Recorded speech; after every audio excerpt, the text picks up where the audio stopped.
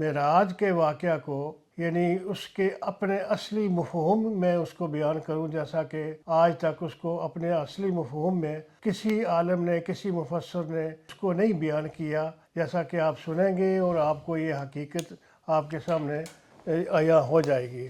صرف اتنا کہ حضور علیہ الصلوۃ والسلام کو جبریل علیہ الصلوۃ والسلام نے مکے سے اٹھایا اور زمزم کے پانی سے آپ کا قلب اطہر کو صاف کیا، اور پھر وہاں سے آپ کو بیت المقدس لے گئے اور وہاں نبیوں کے جماعت کروائی آپ نے، اور تمام نبیوں نے حضور علیہ الصلوۃ والسلام کے پیچھے نماز ادا فرمائی، اور پھر اس کے بعد وہ ان کو آسمانوں پر لے گئے اور وہاں سدرۃ المنتہا تک ان کو سیر کرائی اور اللہ تعالیٰ کی نشان دکھائی ان کو۔ بس یہ اتنا واقعہ بیان کیا جاتا تھا۔ حقیقت میں واقعہ تو یہی ہے، لیکن یہ واقعہ اس انداز میں اللہ تبارک و تعالیٰ نے حضور علیہ الصلوۃ والسلام کو دکھانے کا مقصد کیا تھا، اس حقیقت کو میں آپ کے سامنے قرآن کی روشنی میں بیان کروں گا۔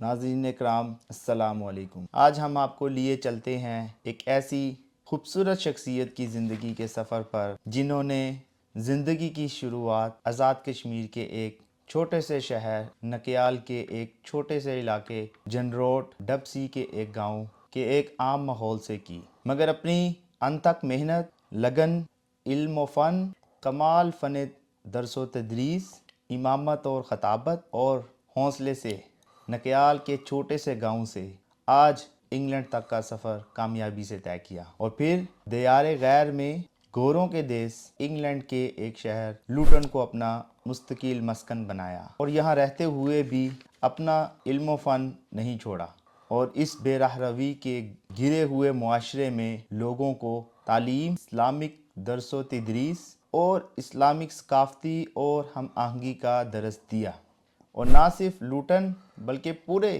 انگلینڈ میں اپنا ایک نام پیدا کیا، اور آج ہر طرف پھیلی ہوئی مساجد اور ان میں 5 وقت کی اذان اور نماز سے آواز سے فضائیں گونجتی رہتی ہیں۔ ہم آج کے اس اہم انٹرویو میں اپنے مشہور اور معروف شخصیت کی پوری زندگی کی کہانی سنیں گے، بچپن کی یادوں سے لے کر یورپ کی سیاحت تک، اور ان تجربات تک انہیں آج کا معروف اسلامک اسکالر بنایا۔ نبیل شاہ آفیشیل کے پلیٹ فارم سے میں ہوں آپ کا ہوسٹ سید احمد بلال۔ آئیے ملتے ہیں عالم اسلام، فخر سادات، محترم علامہ سید مبشر حسین مدنی صاحب سے، جن کی زندگی علم، جدوجہد اور ایمان کا حسین امتزاج ہے۔ آئیے جانتے ہیں قبلہ مبشر مدنی شاہ صاحب کی زندگی کا سفر، کیسے ایک پاکستانی نوجوان نے لندن کی گلیوں میں ایمان، علم اور انسانیت کا پرچم بلند کیا۔ السلام علیکم شاہ صاحب، کیسے مزاج ہیں آپ کے؟ وعلیکم السلام ورحمۃ اللہ وبرکاتہ۔ الحمدللہ، اللہ کا فضل۔ آج جس موضوع پہ شاہ صاحب خطاب فرمائیں گے وہ ہے معراج مصطفیٰ صلی اللہ علیہ وآلہ وسلم۔ الحمدللہ، اللہ تعالیٰ کا بڑا احسان ہے، بہت فضل و کرم ہے اس کا ہم پر، اتنا چیز کو بھی اس قابل بنایا کہ اس کے دین کو حاصل کریں۔ اس نے اپنا دین ہمیں نصیب فرمایا، اور نصیب بھی اس کے اپنے اصلی مفہوم کے اندر فرمایا کہ اس میں کوئی ایسی اللہ کے فضل سے ہم سے سمجھنے میں اور عمل کرنے میں ایسی کوئی کوتاہی نہ ہوئی ہے، اور آئندہ بھی دعا ہے کہ اللہ تعالیٰ کوتاہیوں سے بچائے، اور اپنا دین اس اللہ تعالیٰ نے جس مطلب اور مفہوم میں صراط مستقیم کی صورت میں نازل فرمایا، اسی مفہوم میں اور اسی صراط مستقیم میں کے انداز میں ہمیں سمجھنے کی اور اس پر عمل کرنے کی توفیق عطا فرمائے، اور اسی طریقے سے ہمیں اللہ تعالیٰ کے اس دین کو بیان کرنے کی بھی توفیق عطا فرمائے۔ اس میں کوئی بھی ایسی اپنی طرف سے کوئی ایسی بات داخل نہ ہو جائے جو کہ اس دین کا ایک حصہ بن جائے۔ ایک علیحدہ طور پر دین صرف اللہ اور اللہ کے رسول کی اطاعت اور فرما برداری کا نام ہے۔ دین تو اللہ تعالیٰ ہی کی طرف سے ہے، لیکن اس کی اتباع، اس پر عمل، اس کی پیروی رسول اللہ صلی اللہ علیہ وسلم کے طریقے کے مطابق ہونی چاہیے۔ تو یہی ہے اطیعوا اللہ و اطیعوا الرسول۔ آج میں ضروری سمجھتا ہوں کہ معراج کے واقعہ کو یعنی اس کے اپنے اصلی مفہوم میں اس کو بیان کروں، جیسا کہ آج تک اس کو اپنے اصلی مفہوم میں کسی عالم نے، کسی مفسر نے اس کو نہیں بیان کیا، جیسا کہ آپ سنیں گے اور آپ کو یہ حقیقت آپ کے سامنے عیاں ہو جائے گی۔ صرف اتنا کہ حضور علیہ الصلوۃ والسلام کو جبریل علیہ الصلوۃ والسلام نے مکے سے اٹھایا اور زمزم کے پانی سے آپ کا قلب اطہر کو صاف کیا، اور پھر وہاں سے آپ کو بیت المقدس لے گئے اور وہاں نبیوں کے جماعت کروائی آپ نے، اور تمام نبیوں نے حضور علیہ الصلوۃ والسلام کے پیچھے نماز ادا فرمائی، اور پھر اس کے بعد وہ ان کو آسمانوں پر لے گئے اور وہاں سدرۃ المنتہا تک ان کو سیر کرائی اور اللہ تعالیٰ کے نشان دکھائی ان کو۔ بس یہ اتنا واقعہ بیان کیا جاتا تھا۔ حقیقت میں واقعہ تو یہی ہے، لیکن یہ واقعہ اس انداز میں اللہ تبارک و تعالیٰ نے حضور علیہ الصلوۃ والسلام کو دکھانے کا مقصد کیا تھا، اس حقیقت کو میں آپ کے سامنے قرآن کی روشنی میں بیان کروں گا۔ حالانکہ یہی آیتیں ان بزرگوں کے سامنے بھی موجود تھی، لیکن اپنی اپنی سمجھ ہوتی ہے۔ یہ اللہ تعالیٰ کا بڑا احسان ہے کہ اس نے، میری ہمیشہ دعا رہتی ہے کہ اللہ تعالیٰ اپنے سچے دین کو، قرآن پاک کو اپنے اصلی مفہوم میں سمجھ عطا فرمائے اور اس کا علم عطا فرمائے۔ معراج کے دو حصے ہیں، ایک ہے جس کو اسراء کہا جاتا ہے، اور وہ ہے صرف مکے سے بیت المقدس تک کے جو سفر ہے، اس کو اسراء کہتے ہیں۔ سیر و تفریح ہم اس لفظ کو اپنی زبان میں بھی بولتے ہیں، اور قرآن میں بھی بار بار آیا کہ سیرو فی الارض فانظروا کیف کان عاقبۃ المفسدین، زمین میں چلو پھرو اور اس میں اللہ تعالیٰ کی نشانیاں دیکھو، اور جس کا نافرمانوں کو کیا اس کی نافرمانی کی وجہ سے سزا ملی اور کیا انجام ہوا، اس کا انجام دیکھو تم۔ تو یہ زمین پر چلنے کا، زمین کے سفر کو سیر کیا کہا جاتا ہے۔ تو آگے معراج، وہاں بیت المقدس سے عروج کا مطلب ہوتا ہے معراج کا بلندی، اونچائی۔ تو وہاں سے حضور علیہ الصلوۃ والسلام کو جبریل علیہ الصلوۃ والسلام کے ذریعے اللہ تعالیٰ نے جو آسمانوں کی طرف سیر کروائی، اور پھر سدرۃ المنتہا تک وہ اللہ تعالیٰ نے ان کو پہنچایا اور وہاں نشانیاں دکھائی ساری، اس کو معراج کہا جاتا ہے۔ تو اس کے دو حصے ہیں، اسراء اور معراج۔ اسراء کا آغاز کیسے ہوتا ہے؟ اللہ تبارک و تعالیٰ قرآن مجید میں بیان فرماتے ہیں، سبحان الذی اسریٰ بعبدہ لیلا من المسجد الحرام الی المسجد الاقصی الذی بارکنا حولہ لنریہ من آیاتنا۔ اللہ تعالیٰ پاک ذات ہے وہ جس نے اپنے بندے کو سیر کرائی مکہ مکرمہ سے مسجد اقصیٰ تک، تاکہ ان کو اپنی نشانیاں دکھائیں۔ تو وہاں جبریل علیہ الصلوۃ والسلام نے ان کو خانہ کعبہ کے پاس حضور علیہ الصلوۃ والسلام موجود سے استراحت فرما رہے تھے، تو رات کا وقت تھا، ان کو آپ اٹھا کر لے گئے زمزم کے پاس، اور وہاں سے آپ کا سینہ مبارک چیرا، اس کے سے آپ کا دل مبارک نکال کر اس کو زمزم کے پانی سے صاف کیا، اور اس کو دوبارہ پھر اسی طرح سینے مبارک میں رکھ دیا اور سینہ مبارک بند کر دیا۔ وہ نشان جو جبریل علیہ الصلوۃ والسلام نے آپ کا سینہ چاک کیا تھا، وہ اسی طرح آپ کے جسم مبارک پر موجود تھا، جیسا کہ آج کل آپریشن کر کے بائی پاس کیا جاتا ہے تو وہ نشان باقی رہتا ہے۔ حضور علیہ الصلوۃ والسلام کی زندگی بھر وہ نشان باقی رہا، ایک نشانی کے طور پر۔ تو وہاں سے پھر جبریل علیہ الصلوۃ والسلام نے ایک براق لایا جو گھوڑے اور کھچر شکل کا ایک جانور تھا، تو اس پر سوار کر کے وہاں سے آپ کو پھر بیت المقدس تک لے گئے۔ دیکھنا یہ ہے کہ جبریل علیہ الصلوۃ والسلام وہاں مکہ مکرمہ سے خانہ کعبہ کے پاس سے سیدھا آسمانوں کی طرف کیوں نہیں لے گئے؟ حالانکہ بیت المقدس اس علاقے میں، شام کے علاقے میں ابھی تک اسلام بھی نہیں پہنچا تھا، تو وہاں اس غیر مسلموں کا ہی علاقہ تھا اس وقت تک۔ ابھی اگرچہ مسجد اقصیٰ کا وجود باقی تھا، لیکن وہاں حکومت، سارا کا نظام سارا بے دینی کا تھا۔ تو وہاں سے وہاں لے جانے کا مقصد کیا تھا؟ پھر وہاں سے اوپر لے گئے آسمانوں کی طرف۔ تو اس کو اللہ تبارک و تعالیٰ نے خود بیان فرمایا قرآن مجید کے اندر کہ اصل وجہ کیا تھی۔ اللہ تبارک و تعالیٰ نے ہر نبی سے ایک اقرار لیا، ہر نبی کو اپنی نبوت دینے کے بعد، کہ وَإِذْ أَخَذَ اللَّهُ مِيثَاقَ النَّبِيِّينَ، کہ ہر نبی سے اللہ تعالیٰ نے ایک میثاق لیا ہے، لَمَا آتَيْتُكُم مِّن كِتَابٍ وَحِكْمَةٍ، کہ جب میں تمہیں کتاب اور حکمت دوں، گویا کہ یہ میثاق ان کا نبوت عطا کرنے سے بھی پہلے عالم غیب میں تھا، کہ جب میں تمہیں نبی بنا کر نبوت عطا فرماؤں گا اور کتاب بھی عطا فرماؤں گا، دین شریعت عطا فرماؤں گا، تو پھر کیا ہوگا؟ تمہیں اپنے آپ کو اسی پر بس نہیں سمجھنا. ثم جاکم رسول مصدق لما معکم، پھر اگر ایک رسول تمہارے پاس آ جائے جو تمہاری اس شریعت کی عین مطابق ہو، تصدیقی بھی کرتا ہو، اور اس پر جو دین اترے گا وہ بھی اس کے عین مطابق ہو، اس کے یعنی کوئی بھی حکم اس کے خلاف نہ ہو کہ ابراہیم کی شریعت میں، عیسوی شریعت میں کچھ احکامات مختلف تھے اور حضور علیہ السلام کی شریعت میں مختلف. ایسا ہرگز نہیں ہے، ایسا نہیں ہوگا. تو اللہ تبارک و تعالیٰ نے فرمایا کہ پھر میں کتاب حکمت دینے کے بعد تمہیں ثم جاکم الرسول، پھر تمہارے پاس اگر اللہ کا رسول آئے لَتُؤْمِنُنَّ بِهِ، تو تم نے اس کے پر ایمان لانا ہے، اس کو تسلیم کرنا ہے. اور اسی طرح جیسا کہ عام آدمی پر ایمان لا کر ان کا امتی بنے گا، اسی طرح آپ کو بھی بحیثیت نبی ہونے کے بھی اس کا امتی ہونے کی حیثیت سے اس کے سامنے اپنے آپ کو ظاہر فرمانا ہے. وَلَا تَنْصُرُنَّهُ، اور اسی کی مدد کرنا کہ جس طرح وہ عام مسلمانوں کو حکم دے گا جو حکموں کا شریعت کا اس پر عمل کر، یہی وہی حکم آپ کے لیے بھی ہوگا.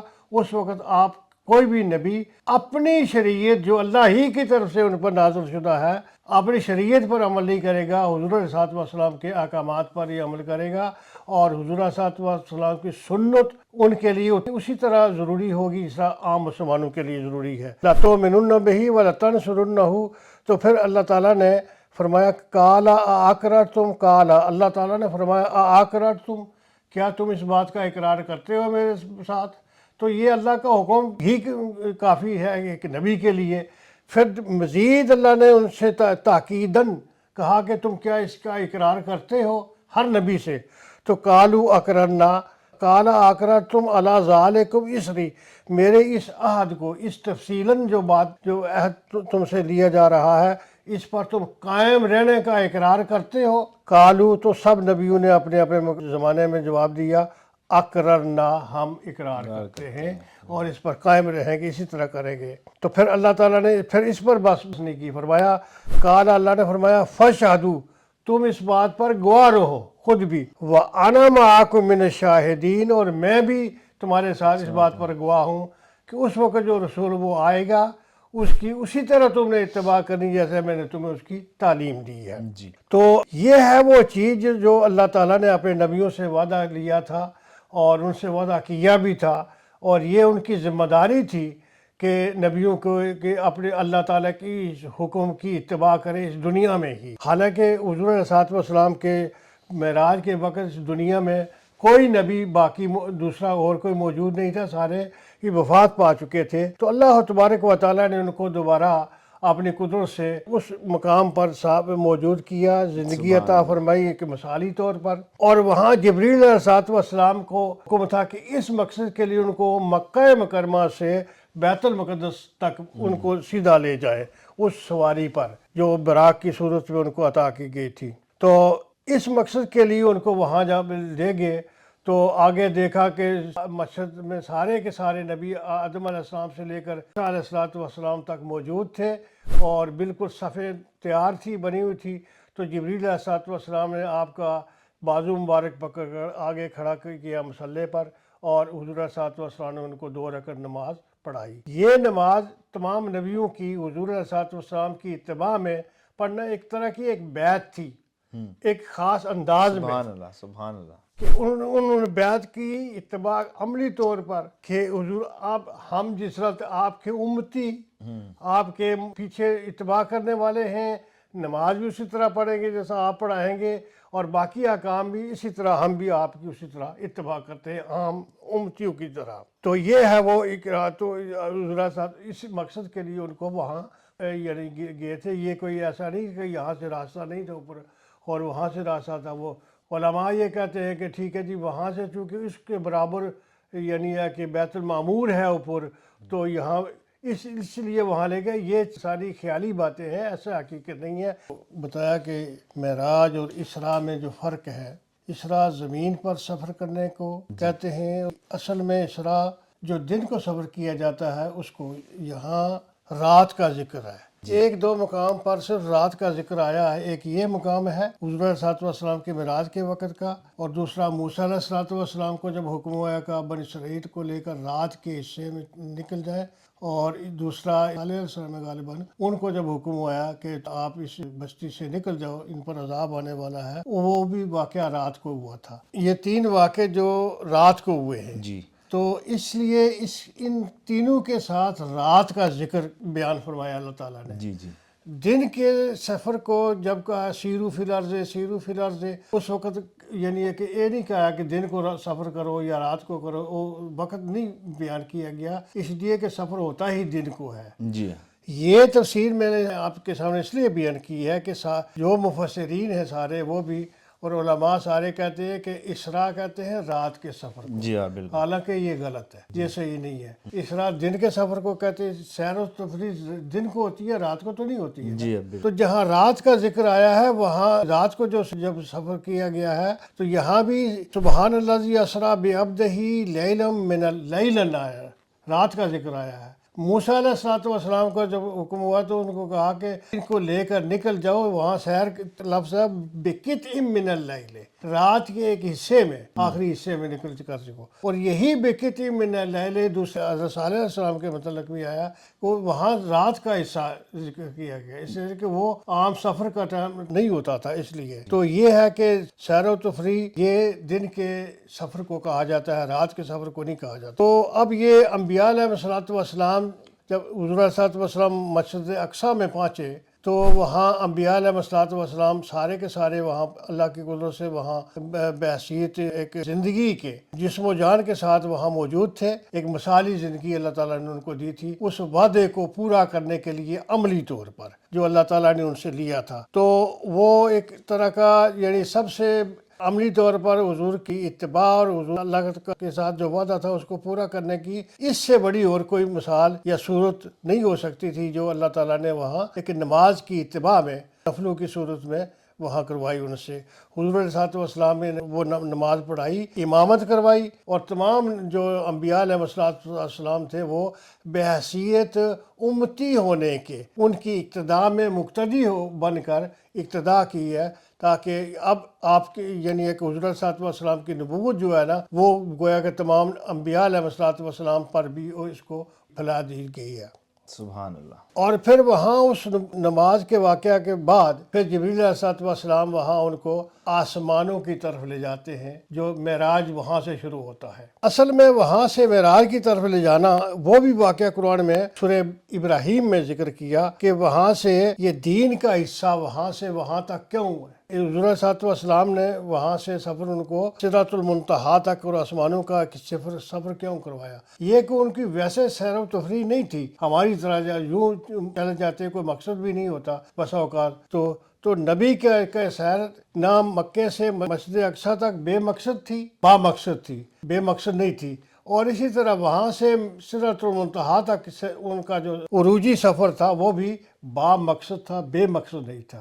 اور وہ مقصد کیا تھا کہ نبوت یہاں انبیاء علیہ الصلوۃ والسلام تک پہنچائی اتباع کی صورت میں. اور یہ نبوت اس دنیا میں صرف زمین تک محدود نہیں ہے، انبیاء علیہ الصلوۃ والسلام کی زندگی تک محدود نہیں ہے. اس کو جہاں تک یہ دنیا کی حد ہے، واہ ماشاء اللہ، جہاں تک دنیا کی حد ہے، اور وہ ہے سدرۃ المنتہا، ایک بارڈر ہے دنیا اور آخرت کی. اور اس کو جہاں جیسا فرمایا اللہ تعالیٰ کو عندها جنت المأویٰ، اس سے آگے جنت آخری جہان کے کا آغاز ہوتا ہے، جس کو اب اس رہنے والے کو جانے کی اجازت نہیں تھی، لیکن وہ سارا کچھ دکھایا ہے حضور اللہ تعالیٰ نے. تو اس لیے اس چیز کو بھی اللہ تعالیٰ نے یہاں فرمایا کہ أَلَمْ تَرَ كَيْفَ ضَرَبَ اللَّهُ مَثَلًا كَلِمَةً طَيِّبَةً كَشَجَرَةٍ طَيِّبَةٍ. کیا آپ نے دیکھا کہ اللہ تعالیٰ کے جو یہ کلمہ طیبہ ہے دین اسلام، اس کی مثال شجر طیبہ کی طرح ہے. شجر طیبہ کہ اصلها ثابت، اس کا جو بنیاد ہے، جڑیں ہیں وہ ثابت ہے، پیچھے انبیاء علیہ آدم علیہ السلام تک پہنچتی ہیں، جس تک وہاں مسجد اقصیٰ میں اس کی مثال دکھائی گئی. وَفَرْعُهَا فِي السَّمَاءِ، اور اس کی بلندی ہے وہ آسمانوں تک ہے. یہاں سدرۃ المنتہا کا نام نہیں لیا کیونکہ آسمان وہاں تک جو ہے بلندی सिरातुल मुंतहा तक, वो आसमान ही उर्फ आम में कहा जाता है। तो वह फरहा फिस समा, उसका फर जो ऊंचाई है, बुलंदी है उस दरख्त की, दीन इस्लाम के दरख्त की, वो आसमानों तक है, सिर्फ ज़मीन तक मौजूद नहीं। इसलिए कि हुज़ूर सल्लल्लाहु अलैहि वसल्लम खातमुन नबिय्यीन है। और ख़त्म नबूवत का ये मतलब है कि आदम अलैहिस्सलाम से लेकर पूरी दुनिया में ता क़यामत तक अब हुजूर सल्लल्लाहु अलैहि वसल्लम ही की नबूवत है और सारे के सारे हुजूर की नबूवत के ताबे हैं। तो फरमाया कि वतोती ओकोलहा कुल्ल हीनिम बिइज़्न रब्बिहा, और ये दरख्त अपना फल देता है हर ज़माने में, कभी इस पर ख़ज़ा नहीं आती। सुभान अल्लाह। अब ये शरीयत कभी ख़त्म नहीं होगी जी। पहले नबियों की तरह, एक नबी आया उसका ज़माना ख़त्म हो गया, दूसरा आया, तीसरा आया, चौथा आया, नहीं, ऐसा नहीं होगा। इसका फल हमेशा रहेगा, इसका दीन हमेशा रहेगा, इसके मसाइल हमेशा रहेंगे, और ये कुरान और सुन्नत ता क़यामत बाकी रहेगी। तो मैं गुजारिश ये कर रहा था कि हुज़ूर सल्लल्लाहु अलैहि वसल्लम की नबूवत, उसको इस मेराज और अपना इसरा के शुरूत में अल्लाह ताला यानी कि इब्तिदा से आदम अलैहिस्सलाम से लेकर आखिर तक क़यामत की सरहदों तक उसको यानी है कि दिखाना चाहते थे कि हुज़ूर सल्लल्लाहु अलैहि वसल्लम की नबूवत सिर्फ इतनी नहीं है कि अपने ज़माने तक महदूद है या इस दुनिया में ज़मीन तक महदूद है, बल्कि आगे जो जा रही है क़यामत तक वो भी है, लेकिन पीछे यानी कि आदम अलैहिस्सलातु वस्सलाम तक भी है। गोया कि अब पूरी कायनात के लिए आदम अलैहिस्सलाम से लेकर ता क़यामत हुज़ूर सल्लल्लाहु अलैहि वसल्लम ही की नबूवत है। जिस तरह अल्लाह तबारक व तआला की तौहीद है कि वो भी हमेशा हर जगह हर वक्त हर लिहाज से अल्लाह ताला की तौहीद वाहिदी है, उसके साथ कोई शरीक नहीं है और कोई नहीं है। तो इसीलिए हुज़ूर सल्लल्लाहु अलैहि वसल्लम का नाम जो है ना, ला इलाहा इल्लल्लाह के साथ मोहम्मद रसूलुल्लाह लिखने का यही मतलब है कि जहाँ जहाँ अल्लाह की तौहीद है वहाँ हुज़ूर सल्लल्लाहु अलैहि वसल्लम की नबूवत है, रिसालत है। तौहीद और रिसालत हर जगह बैक वक्त मौजूद है। तो ये है असल ख़त्म नबूवत का एक मुख्तसर सा यानी है कि मतलब और मफ़हूम जो मैंने अर्ज़ किया है। ये सारी चीज़ें मैं अपनी तरफ से अपने ख्याली तौर पर नहीं कह रहा, बल्कि सारा का सारा वाक़या कुरान पाक में है। जैसा पहले अंबिया अलैहिस्सलाम का भी कुरान की आयत से साबित किया कि हुज़ूर सल्लल्लाहु की नबूवत के आदम अलैहिस्सलाम तक पीछे तक जा रही है, और आइंदा आगे वाली जो क़यामत तक है या सिरातुल मुंतहा तक है, वो एक सैर नहीं है। ये हुज़ूर सल्लल्लाहु अलैहि वसल्लम को अपनी नबूवत का ज़माना, नबूवत की हुदूद अरबा दिखाई जा रही है कि आपकी नबूवत सिर्फ यानी है कि ज़मीन तक नहीं है, यहाँ तक है। और उसे आगे जन्नत को भी दिखा कर बताया कि वो वहाँ अभी जा तो नहीं सकते, लेकिन देख लो कि वो दिखाया इसलिए है कि वहाँ तक भी आप ही की नबूवत है, क़यामत को भी आपकी नबूवत होगी। तो उसी को अल्लाह ताला ने फिर कुरान पाक में भी ये बयान फरमाया कि अलम तरा कैफ़ा ज़रबल्लाहु मसलन कलिमतन तय्यबतन कशजरतिन तय्यबतिन, क्या आपने देखा कि अल्लाह ताला ने कलमा तय्यबा यहाँ जिक्र है, पूरे दीन के बजाय यहाँ कलमा तय्यबा के ला इलाहा इल्लल्लाह मुहम्मदुर रसूलुल्लाह, कि ये कलमा जो है ना, ये मोहम्मदुर रसूलुल्लाह, ये हुजूर अल्लाह ताला की तौहीद के साथ, अल्लाह के नाम के साथ इसको लिखा गया है, रखा गया है। ला इलाहा इल्लल्लाह के बाद मोहम्मदुर रसूलुल्लाह रखा है। उस कलमे को अल्लाह ताला ने आसमानों तक, बुलंदियों तक यानी उसको बयान फरमाया कि वहाँ तक है, मेरी तौहीद भी वहाँ तक है जहाँ तक वहाँ तक ये हुज़ूर सल्लल्लाहु अलैहि वसल्लम के कलमा तय्यबा भी नबूवत भी वहाँ तक है। तो अब यहाँ के दुनिया से आखिर तक, जन्नत तक या सिदरतुल मुंतहा तक और आदम अलैहिस्सलाम से तक अगर हुज़ूर सल्लल्लाहु अलैहि वसल्लम की सुन्नत नबूवत फैली हुई है, तो कौन सी जगह बाकी है कि कोई आदमी ये दावा करे कि मेरी नबूवत भी है? तो है कहाँ, वो शक्ति कहाँ है, उसकी जगह कहाँ है? कोई जगह नहीं। इसको यानी इस कमाल तरीके से अल्लाह ताला ने कुरान पाक में इसको बयान फरमाया कि हुजूर की नबूवत गोया कि सिर्फ ये ज़मीन तक नहीं है ताकि कोई कहे कि मेरी तो आसमानों में मेरी नबूवत है या उससे आगे भी है, नहीं, सारे जगह फेर के दिखाया कि ये तेरी ज़मीन है नबूवत दीन की, जहाँ तेरी नबूवत फैली हुई है और इसमें कोई दखल नहीं दे सकता। सुभान अल्लाह। तो ये है जो असलोहा साबितुन व फरअ फिस समा, उसकी जो फरा है, बुलंदी है, उरूज है, आसमानों में है। तोती ओकुलहा कुल्ला हीन बिइज़्नि रब्बिहा, कि इसका फल जो ये दरख्त जो है नबूवत का, दीन इस्लाम का, ये हर वक्त یہ اپنا پھل دے رہا ہے. کوئی وقت قیامت تک ایسا نہیں ہے کہ ہمارے لیے دین پر عمل کرنا مسلمانوں کے لیے ضروری نہ ہو. نماز، روزہ، زکوٰۃ، حج، باقی سارے دین کی پابندیاں اتباع جس طرح حضور علیہ الصلوۃ والسلام کے زمانے میں تھی وہ تا قیامت برقرار رہیں گی. اس میں کوئی وقفہ نہیں ہوگا. کوئی چیز اس میں ایسی نہیں ہوگی کہ چھوڑنے کے قابل ہوگی یا چھوڑ دی جائے گی. نہیں، یہ ہے توتی کلھا کل حین بإذن ربھا. تو اس آیت کی تفسیر پھر آگے اللہ تعالیٰ نے دوسری آیت میں اس طرح بھی بیان فرمائی ہے. یہ چیز آج کی نہیں ہے. یہ نبیوں سے جب اقرار کیا تھا تو اس وقت بھی یہی اسی انداز میں ان کو پہچان کروائی گئی تھی. اس کو یہاں بیان فرمایا شرع لکم من الدین ما وصی بہ نوحا. یہ تمہارا دین کی شریعت جو ہے وہ شروع ہوا ہے. شریعت اس کی ہے وہی ہے جو جس کی گئی تھی نوح علیہ السلام سے. نوح علیہ السلام آدم علیہ السلام سے شامل ہے، لیکن نوح علیہ السلام کا ذکر اس لیے کیا کہ وہ وہاں سے نبوت کا جو کتابیں صحیفے سارا وہ آغاز وہاں اس وقت ہوا ہے ان سے. اور اس کے بعد فوری فرمایا نوح علیہ السلام کے بعد والذی اوحینا الیک، اور وہ جو تجھ پر تو وحی کیا گیا ہے. اس کا یعنی تعلق وہ نوح علیہ السلام تک پیچھے جاتا ہے. یہ وہ اس میں بیان کیا ہے. وما وصینا بہ ابراہیم، اور پھر جس کو وصیت کی تھی، یہ نبوت دی تھی ہم نے ابراہیم علیہ السلام کو، اور وہ موسیٰ علیہ السلام کو، وہ عیسیٰ اور عیسیٰ علیہ السلام کو. یعنی اب نوح علیہ السلام سے لے عیسیٰ علیہ السلام تک جو اہم نبی تھے جن کو بنی اسرائیل مانتے تھے، سمجھتے تھے، جانتے تھے، ان پر ایمان تھا، جانتے یا ان کی واقفیت تھی، ان کا ذکر کیا گیا.